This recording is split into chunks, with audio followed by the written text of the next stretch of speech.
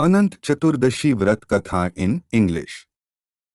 During the Dwapara Yuga, Kauravas defeated the Pandavas in gambling and sent them to the forest. When Duryodhan tried to cause danger to the Pandavas through Durvasa, Lord Krishna came for rescue.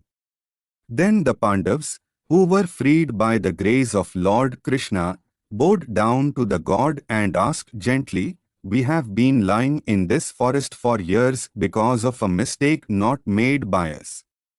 We are suffering so much. Don't you have compassion? If you ignore us, who will help us?" Then Lord Krishna smiled and said, "Don't worry.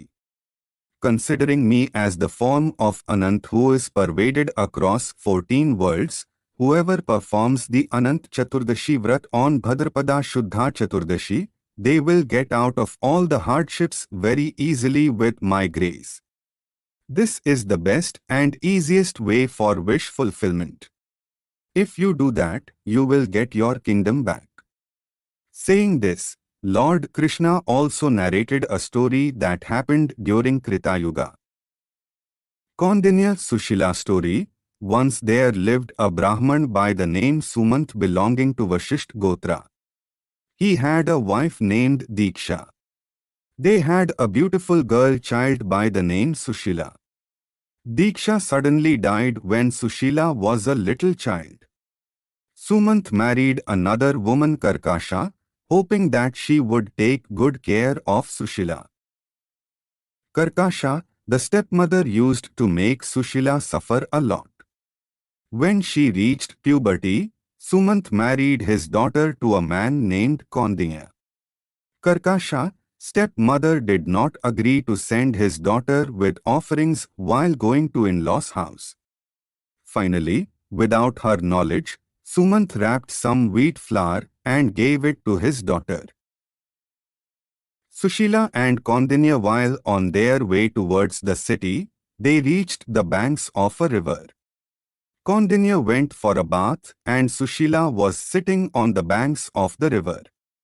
There on the banks of the river, she saw a group of women wore red saris and performing some vrat and was attracted towards it.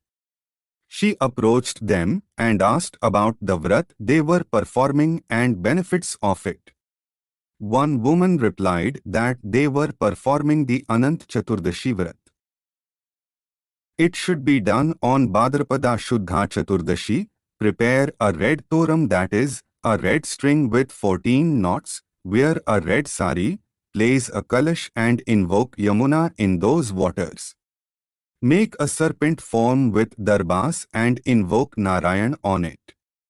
Worship with Shodha Sopacharas. The prasad made of wheat flour should be offered. The old toram, that is, old string which was tied to the hand, should be removed and the new toram, that is, new string, should be put on. Feed a divine person and give dakshina. This should be done for 14 years. After the puja in the last year, 14 water pots should be donated to 14 people. And with this all the 4 Purusharthas will be fulfilled.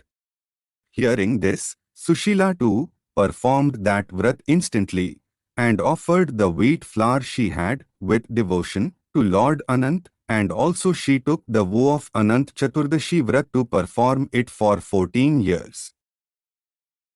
After this, Sushila and Kaundinya reached city. And because of the glory of that vrat, an employer offered Kaundinya a job. They settled there. After that, Kaundinya grew up and became rich in no time. Pride arose in him. One day, seeing the toram, that is, red string, on his wife's hand, he asked, "What is this? Have you tried to seduce me?" Sushila narrated the whole story and said that it was with the blessings of Lord Anant that they were able to prosper.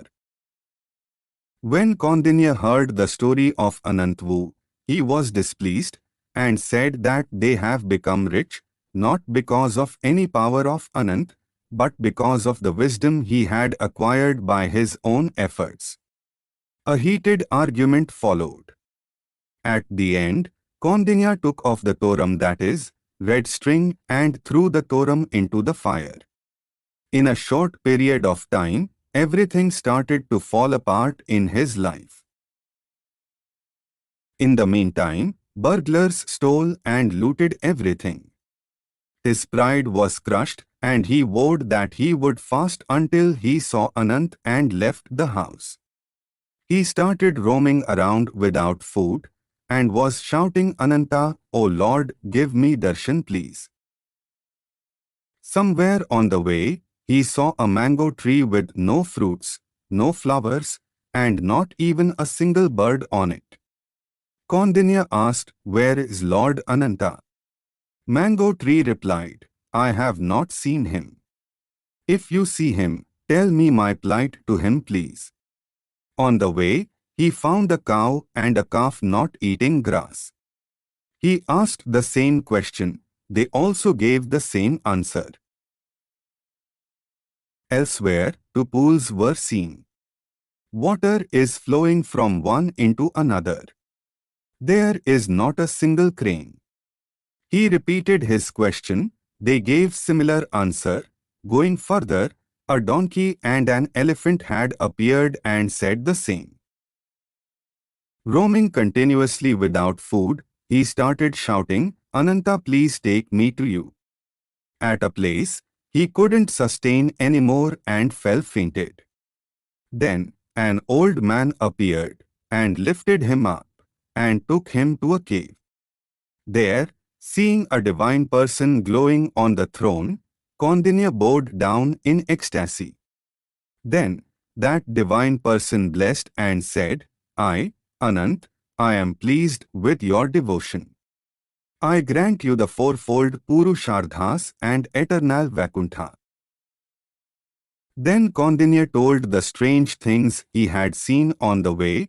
Anant smiled and said, "He who spent his whole life in vain arguments without teaching anyone the education he got in his next birth is that mango tree.